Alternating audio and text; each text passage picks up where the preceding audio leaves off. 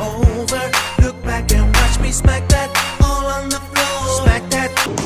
Sidang kedua PPU PKI tanggal 10 Juli 1945 sampai 16 Juli 1945 setelah dibuka oleh Ketua Dr. Haji Medio Tengkar. Dilanjutkan penambahan anggota baru yaitu Abdul Fattah Hasan, Asikin Lata Negara, Suryo Hamid Jojo, Muhammad Nur Besar, dan Abdul Kafar.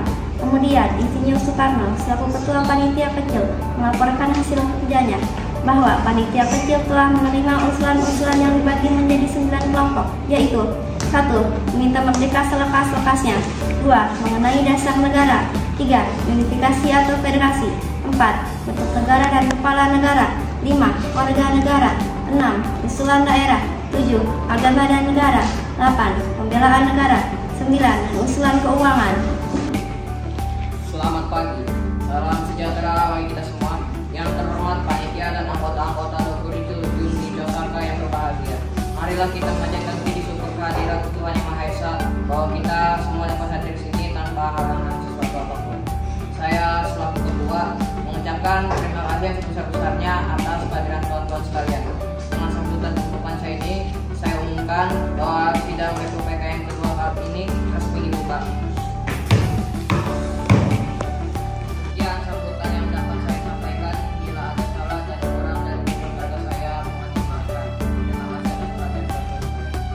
Tuan Ketua, saya di sini akan menyampaikan usulan-usulan yang telah saya terima selaku Ketua Panitia Kecil yang telah dibuat pada sidang BPU PKI yang pertama. Usulan-usulan yang dapat saya terima adalah 1. Usulan mengenai dasar negara, 2. Mengenai unifikasi atau federasi, 3. Tentang keuangan, 4. Tentang agama dan negara, 5. Tentang pembelaan negara, 6. Tentang warga negara, 7. Tentang bentuk negara dan kepala negara, 8. Tentang daerah, dan 9 adalah meminta merdeka selekas-lekas. Pada Tuan Ketua, saya juga akan mengumumkan bahwa adanya tambahan anggota baru, yaitu Abdul Fattah Hasan, Asikin Lata Negara, Suryo Hadi Jojo, Muhammad Nur Besar, dan Abdul Kafar. Anggota sekalian, oleh karena kita menghadapi saat yang suci, bagaimana kita mencipta supaya dalam hati kita dipengaruhi hal sesuatu yang tidak suci, tapi dengan sabar kita bisa menghadapi keputusan untuk negara yang akan didirikan dengan hati yang murni dan tidak terpengaruh sesuatu yang tidak suci. Oleh karena itu, saya mohon kepada teman-teman sekalian supaya benar di hadapan hadirat Allah Subhanahu wa taala. Usul itu kita turuti dan saya minta marilah kita mengheningkan cipta supaya mendapat pikiran yang suci dan murni dalam pemilihan. Bagi anggota yang muslim, mari kita membaca Al-Fatihah untuk memulai persidangan BPU PKI yang kedua ini. Sedangkan yang non-muslim sudah sesuai keyakinan masing-masing. Pada mulai Al-Fatihah. Marilah kita mulai pemungutan suara dengan cara voting. Mengapa harus dengan cara voting? Mengapa tidak musyawarah mufakat saja? Kita juga dapat menghemat waktu karena tidak memakan hal yang tidak penting. Marilah tuan-tuan kita lakukan voting untuk menentukan bentuk negara. Sesudah itu dilakukan pemungutan suara.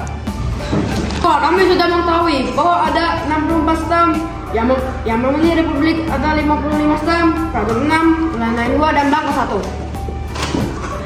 Saya mengucapkan terima kasih atas pekerjaan komisi.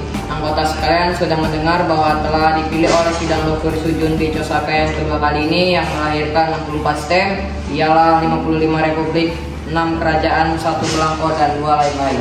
Jadi semua ada 64. Sudah ada ketetapan dalam waktu ini, nanti kita membuat laporan yang sejelas-jelasnya.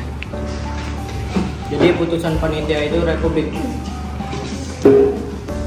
Sudah terang republik yang dipilih dengan suara terbanyak. Sekarang saya minta beristirahat. Sosialisme dan patriotisme terlihat sangat nyata dalam perbincangan dan sidang BPU PKI tanggal 10 dan 11 Juli 1945 ketika membahas masalah wilayah negara. Semangat tersebut antara lain dikemukakan oleh beberapa tokoh berikut ini. Apabila bangsa Indonesia pada masa ini mempunyai ketinggian, kehendak dan kemauan dan menjunjung tinggi apa yang aman-amankan, hendaklah sang pula mengakui bahwa tanah Melayu itu sebagian dari tanah air kita. Tanah Papua itu sumber kekayaan kita. Janganlah sumber kekayaan yang diwariskan oleh nenek moyang kita hilang dengan sia-sia belaka. Oleh karena itu, saya setuju bahwa menentukan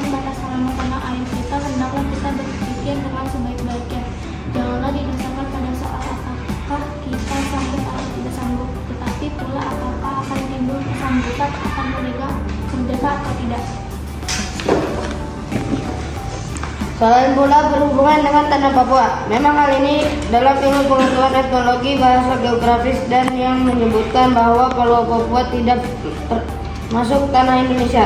Tetapi paham ini hanyalah dilahirkan oleh orang-orang yang buku bersangkutan.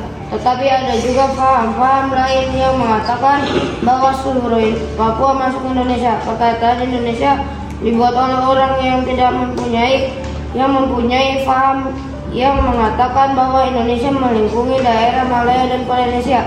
Jadi dengan sendirinya pada waktu perkataan Indonesia berhubungan dengan tanah Papua. Memang hal ini dalam ilmu pengetahuan etnologi bahasa geografis dan ada yang menyebutkan bahwa Pulau Papua tidak masuk tanah Indonesia. Tetapi paham ini hanyalah dilahirkan oleh orang-orang yang mengarang buku yang bersangkutan. Tetapi ada juga paham-paham lain yang mengatakan bahwa seluruh Papua masuk Indonesia. Perkataan Indonesia dibuat oleh orang yang mempunyai paham yang mengatakan bahwa Indonesia melingkungi daerah Malaya dan Polinesia. Jadi dengan sendirinya pada waktu perkataan Indonesia lahir dimaksudkan bahwa tanah Papua masuk dalam daerah Indonesia. Dalam ilmu strategi, alangkah besar bagi kedua-duanya untuk menjaga sisi masing-masing. Artinya, kalau kita melihat batas kita di timur, Pulau Timur, saya setuju sekali dengan anggota yang terhormat Benyamin, yaitu agar pulau itu dimasukkan dalam lingkungan kita, terletak Indonesia baru. Begitu pula Borneo Utara, di mana terletak Sarawak, dan juga negara Papua, di mana kita meminta. Tapi hal itu berasaskan kebangsaan. Jikalau Pulau sudah berakhir dan kemenangan itu susah, kita dapat melengkapkan aturan-aturan itu menjadi aturan-aturan yang sesuai dengan keadaan zaman pada waktu itu.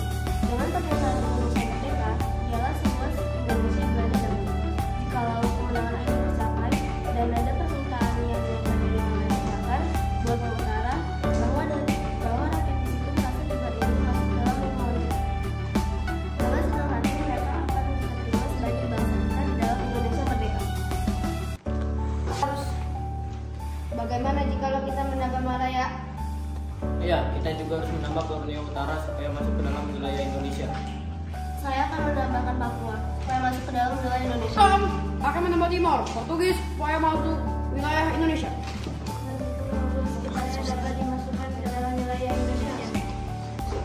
Aduh, tuh. Undang-undang dasar negara manapun tidak dapat dimengerti. Sungguh-sungguh maksudnya undang-undang dasar dari suatu negara. Kita harus mempelajari juga bagaimana terjadinya teks itu. Harus diketahui keterangan-keterangannya dan juga harus diketahui dalam suasana apa teks itu dibikin. Dengan demikian kita dapat mengerti apa maksudnya undang-undang yang kita pelajari, aliran apa yang menjadi dasar undang-undang itu. Oleh karena itu, segala pembicaraan dalam sidang ini yang mengenai rancangan-rancangan undang-undang dasar ini sangat penting. Oleh karena segala pembicaraan di sini menjadi material, menjadi bahan yang historis, bahan interpretasi